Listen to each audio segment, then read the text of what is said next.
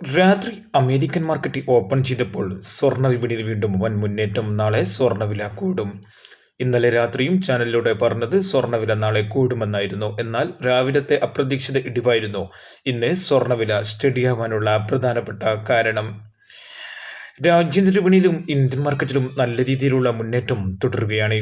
Ounce ഡോളറിന്റെ കണക്ക് ഇന്ന് ഉച്ചയോടുകൂടി 2394 ഇപ്പോൾ അത് $2400 കടന്ന് 2416 അതിശക്തമായ രീതിയിലുള്ള മുന്നേറ്റം തുടരുന്നു.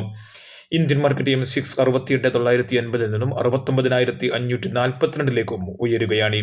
നാളെ സ്വർണ്ണവില ഒരുപക്ഷെ 640 രൂപയുടെ വർധന വരെ സംഭവിച്ചേക്കാം.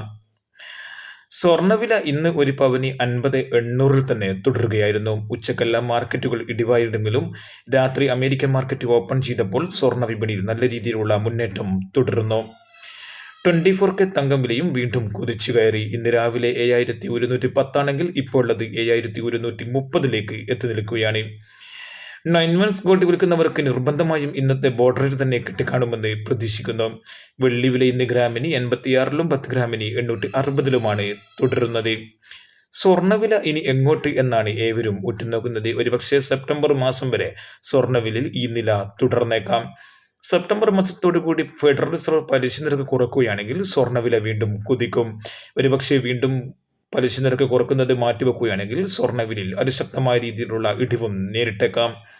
കൃത്യമായ നേരത്തെയും സ്വർണ്ണവില അറിയാനും സ്വർണ്ണ വിപണിയിൽ വരുന്ന മാറ്റങ്ങളെക്കുറിച്ചുള്ള സൂചന അറിയാനും ഈ ചാനൽ സബ്സ്ക്രൈബ് ചെയ്യൂ. താങ്ക്